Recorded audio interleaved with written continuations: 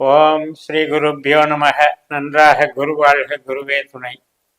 பரபிரம்ம ருத்ரகாயத்ரி ஞானஸ்தலத்து நண்பர்களுக்கு வணக்கங்களும் வாழ்த்துக்களும்.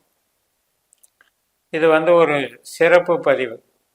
அதாவது மேஷ லக்னத்திற்கு சனி கிரகத்தினுடைய தன்மை எவ்வாறு இருக்கும், சனி என்ற கிரகம் பயப்படக்கூடிய கிரகமா, பாதகத்தை செய்யுமா, சாதகத்தை செய்யுமா, நமது ஜனன ஜாதகத்தில் அதை எப்படி பார்க்க வேண்டும், கோசாரத்தில் எப்படி பார்க்க வேண்டும் என்றெல்லாம் இந்த பதிவில் பார்க்க இருக்கிறோம். சனியை பொறுத்த வரைக்கும் பாதகாதிபதி. மேஷ லக்னத்திற்கு 11ஆம் வீடு பாதகஸ்தானம். அப்போ நிறைய நமக்கு ஜோதிட முறைகளில் சொல்கிறவங்க சனியை பாவ கிரகமாகவும், சனி திசையோ சனி நட்சத்திரத்தில் நின்ற கிரகமோ கெடுதலை செய்யும் அப்படின்னு தான் நம்ம ஜென்ரலாக சொல்லுவோம். அதனால் ஒரு என்கரேஜிங்காக இருக்காது சனியினுடைய தன்மைகள். பட் நாம் இப்போ என்னுடைய சிஸ்டத்தில் நட்சத்திர ரீதியாக கிரகங்கள் பலன்களை தருகின்றன. அதுவும் எப்போ தருது, அவரவர்கள் பிறந்த ஜனன ஜாதகத்தின்படி திசாபுத்திகள் எப்படி அமைகிறது, அந்த திசாபுத்திகள் எந்தெந்த பாவங்களை ஆழ்கிறது, அதை வைத்துத்தான் நமக்கு பலன் வருது. அப்படி எடுக்கும் பொழுது 19 வாழ்நாள் முழுக்க சனி நம்மளை பாதிச்சிரும் அப்படின்னு நினைக்க வேண்டிய அவசியம் இல்லை. சனியினுடைய பலன் மட்டுமே நம்ம வாழ்க்கையில் அனுபவிக்க போறதில்லை. எல்லா 12 பாவ அதிகாரிகளையும் வச்சுதான் நமக்கு பலன் நடக்குது, நிகழ்வுகள் நடக்குது. நம்ம மேஷ லக்னம் அப்படின்னா, லக்னம் என்கின்ற 1ஆம் இடம் உங்களுடைய செயல்திறனை காட்டுகிறது. 2ஆம் இடம் நம்மளுடைய வாக்கு வன்மையையும் சேமிப்பு, பண சேமிப்பையும் காட்டுகிறது. 3ஆம் இடம் தைரியத்தை காட்டுகிறது. 4ஆம் இடம் வீடுமன யோகத்தை காட்டுகிறது. 5ஆம் இடம் நம்முடைய கலை, சந்தோஷம், மகிழ்ச்சி, குழந்தையை காட்டுகிறது. 6ஆம் இடம் வேலையை காட்டுகிறது, நோயை காட்டுகிறது, வழக்கு, கடனை காட்டுகிறது. 7ஆம் இடம் லைஃப் பார்ட்னரை காட்டுகிறது, பிஸ்னஸ் பார்ட்னரை காட்டுகிறது, கஸ்டமர்களை காட்டுகிறது. 8ஆம் இடம் தடை, தோல்வி, விபத்து, வலி, வேதனை, கஷ்ட நஷ்டத்தை காட்டுகிறது. 9ஆம் இடம் பூர்வீகம், தந்தை வர்க்கம், இதையெல்லாம் காட்டுகிறது. வெளிநாடு தொடர்பு, உயர்கல்வி, ஆராய்ச்சி கல்வி, ஆன்மீகம், இதெல்லாம் காட்டுது.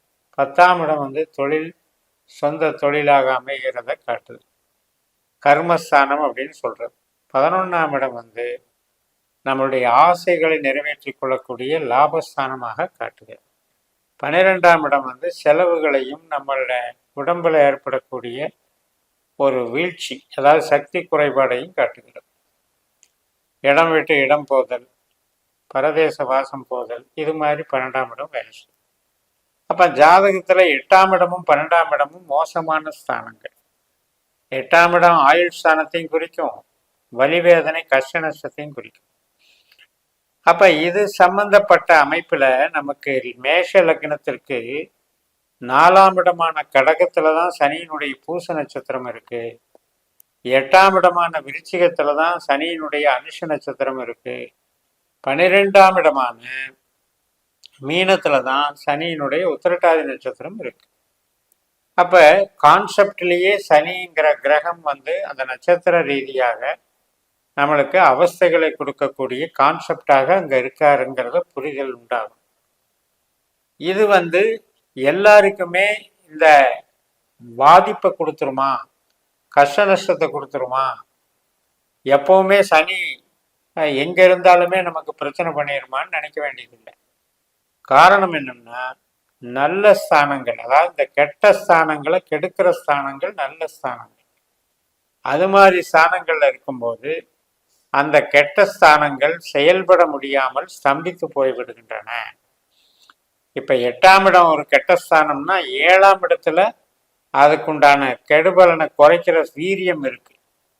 அது மாதிரி 12ஆம் இடம் ஒரு கெட்ட ஸ்தானம்னா 11ஆம் இடமான லாபஸ்தானம் அந்த வீரியத்தை குறைக்கிற ஒரு வலிமை இருக்கு. அப்ப உண்மையிலேயே அந்த சனி நமது ஜனன ஜாதகத்துல 11ஆம் இடமான லாபஸ்தானத்திலேயே இருந்தது அப்படின்னா அது பாதிப்பு கொடுக்காது, அது நல்ல கிரகமாக மாறிவிடுகிறது. அப்ப சனியை நினைச்சு நாம பயப்பட வேண்டிய அவசியம் இல்லை. அப்ப பாதகம் என்கின்ற ஒரு இது அங்க அடிபட்டு போகுது. இப்ப நமக்கு திசைகள் நடக்கும் பொழுது அந்த திசைகள் ரீதியாக நம்ம கணிதம் பார்த்து அதுல சனியினுடைய நட்சத்திரத்துல வேற கிரகங்கள் இருந்து அந்த திசைகள் ஏதாவது நடந்தது அப்படின்னா அதுல சில பாதிப்புகளை கொடுக்கும். அதெல்லாம் நுணுக்கமான ஜோதிட கான்செப்ட். இப்ப நம்ம இந்த தலைப்புல பார்க்குற விஷயம் சனியை பார்த்து பயப்படணுமா வேணாமாங்கிறது தான்.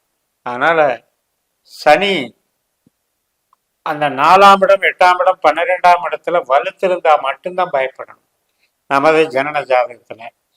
அதே போலதான் இப்ப லாபஸ்தானத்துல சனி இருக்காரு.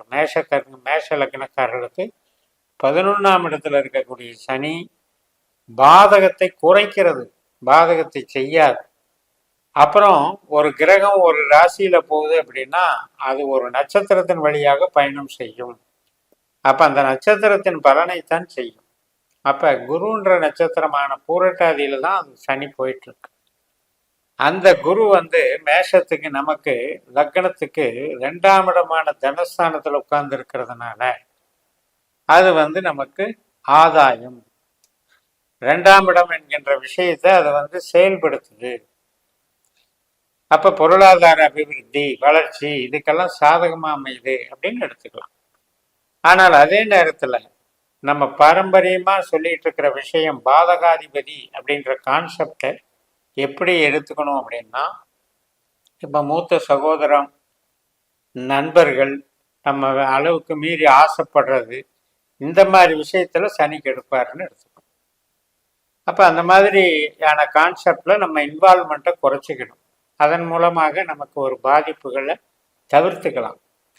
அப்போ ஒரு பாதகாதிபதி எந்தெந்த நேரத்தில் அது பாதகத்தை செய்யும் அப்படிங்கிறத வச்சுட்டு பேசிக்கலாகவே அடிப்படை யோகம்ங்கிறது நமது ஜனன ஜாதகத்தில் நட்சத்திர ரீதியாக நம்ம பிரித்து பார்க்கணும்.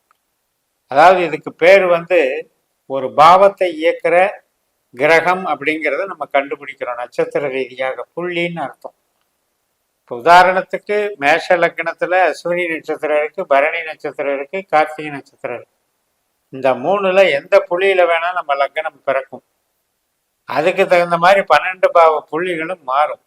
அப்ப அதுக்கு தகுந்த மாதிரி அந்த நட்சத்திரம் அந்த பாவத்திற்கான நட்சத்திர கிரகம் எதுன்னு கண்டுபிடிச்சு அதனுடைய அதிகாரத்துல தான் நமக்கு அந்த பாவம் செயல்படுங்கிற ஒரு விஷயத்தை தெரிஞ்சுக்கணும். அப்படி தெரிஞ்சுக்கிட்டோம் அப்படின்னா நமக்கு ஏற்கனவே பல அந்த ஜோதிடர் அதை சொன்னாரு நடக்கலை, இது சொன்னாரு நடக்கலைங்கிற குழப்பமெல்லாம் தீர்ந்துடும். இதுக்கு கிளியர் கட்டாக காமிச்சிடும். இந்த பாவத்தை இந்த கிரகம் இயக்குது அப்படின்னு காட்டும்போது அந்த பலன்கள் தான் நமக்கு நடக்குதுன்னு தெரியும் போது நாம் அதுக்கு தகுந்த மாதிரி நம்ம நிகழ்வுகளை நம்மளுடைய நோக்கத்தை சரி பண்ணிக்கலாம். உதாரணத்துக்கு ஒருத்தருக்கு கல்வி அப்படின்றது தடைபெற்றிருக்கு அப்படின்னா அது 4ஆம் இடத்துக்கு உண்டான பாதிப்பு. உயர்கல்வியிலேயே ஆரம்பத்திலேயே அது ஸ்டக்கப் ஆயிடுச்சு அப்படின்னா அது பாதிப்பு. அதற்கு பதில் அனுபவ கல்வி அல்லது கலைகளில வளர்ச்சி, ஒரு கலையை தேர்ந்தெடுத்து அந்த கலை மூலம் ஒரு டெவலப் ஆகுறது. இப்போ உதாரணத்துக்கு நடிப்பு துறைன்னு எடுத்துக்கலாம். இந்த நடிப்பு துறையில போறவங்க அது மாதிரி மூளை உழைப்பு சார்ந்து தன்னுடைய கலைகள் ரீதியாக எழுத்துத்துறையில போறவங்க இவங்கெல்லாம் கல்வி இல்லாமலே பலம் பெறதை பார்க்கணும். அப்ப இது மாதிரி நமக்கு அதுல சாதக பாதகங்களை ஆராய்ந்து நம்ம ஜாதகத்துல வழி நடத்திக்கணும். அதனால சனியை பொறுத்த வரைக்கும் எந்த விதத்திலும் பாதகம் இல்லை என்று கூறி நிறைவு செய்கிறேன். இந்த சேனலை சப்ஸ்கிரைப் பண்ணி ஷேர் பண்ணுங்க. உங்க தனிப்பட்ட ஜாதக பலாபலன்களை என்னுடைய வாட்ஸ்அப் நம்பரில் தொடர்பு கொண்டு பலன் பெறுங்கள். உங்களிடமிருந்து விடைபெறுகிறேன். உங்கள் JMS. நன்றி, வணக்கம்.